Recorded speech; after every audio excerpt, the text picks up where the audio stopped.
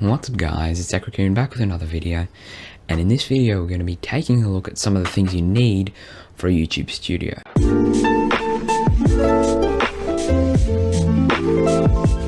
One of the first things you need is proper audio, and this is a big priority because people don't really care. Well, they wouldn't care as much if the video quality is bad, but if the audio quality is bad, then people probably won't watch the video, just because if you have awful echo and rebounds and awful audio quality and lots of hum, then people will just not like the audio and they'll probably click onto a different video. So having good audio is definitely a necessity. Using your phone as an audio source for the first few months or whatever is perfectly fine, but eventually down the track it's probably best to invest into proper microphone. And if I was going to recommend any microphone for starting on YouTube, it would have to be the Behringer XM8500.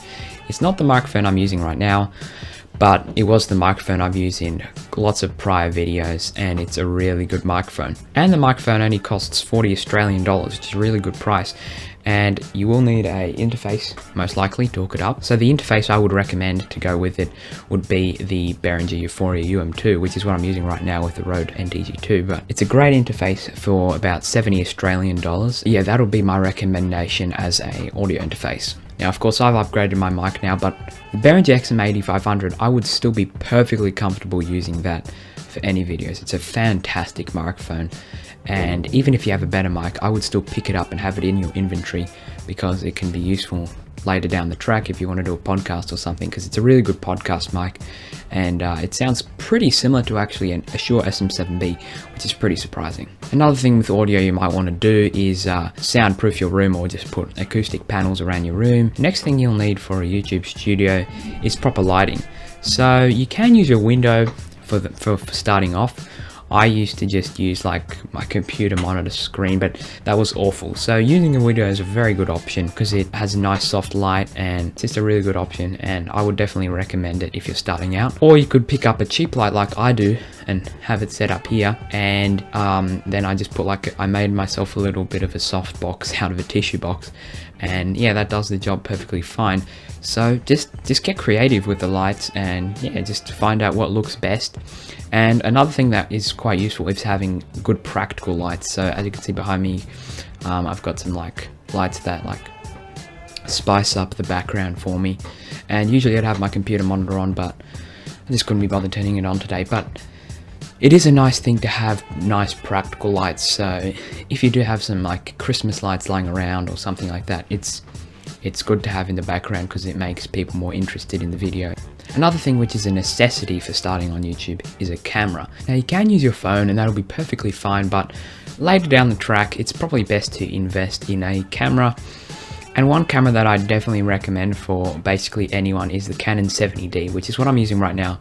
It doesn't have very many slow motion and all that, but it shoots in 1080p perfectly fine. It has a flip out LCD. It shoots good photos, so for thumbnails, and also if you want to have some fun with photography, it's just a good camera. Another thing which I'm probably sure you guys already knew you'd need for a studio is a computer. It doesn't really matter what computer you go with, but my recommendation would be go with a desktop. But if you are doing a run and gun and stuff, then yeah, a laptop is probably better.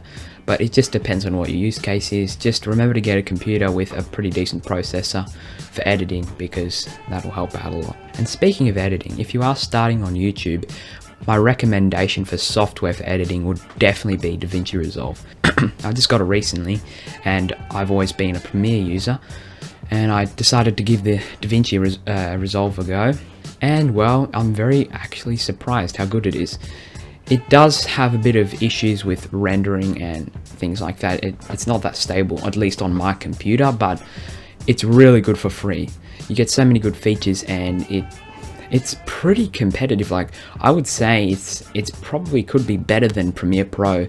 If they got rid of all the bugs and stuff, I would just delete Premiere Pro, but at this stage I'm probably still going to keep Premiere Pro just in case. But this video will be edited on DaVinci Resolve, so yeah, DaVinci Resolve is a very good editing software, and I definitely recommend checking it out. And then the last thing that you need for your YouTube studio, this isn't really as much of a necessity, but it's a nice thing to have, is a nice backdrop. So as you can see here, this one suits with the type of videos I have. So it has a computer here, and then it has a monitor here, this behind me, and then it has like lights and stuff, so that suits with the type of video that I'm shooting. But whatever video you're shooting, it's best to create a good backdrop that suits that type of videos. If you're shooting like pet videos or something, I don't know, but if you are, then having a backdrop to do with pets or something like that is great. But it doesn't actually have to do with what you're shooting. You can have a nice plain backdrop, like in my Rode NTG 2 review. You could see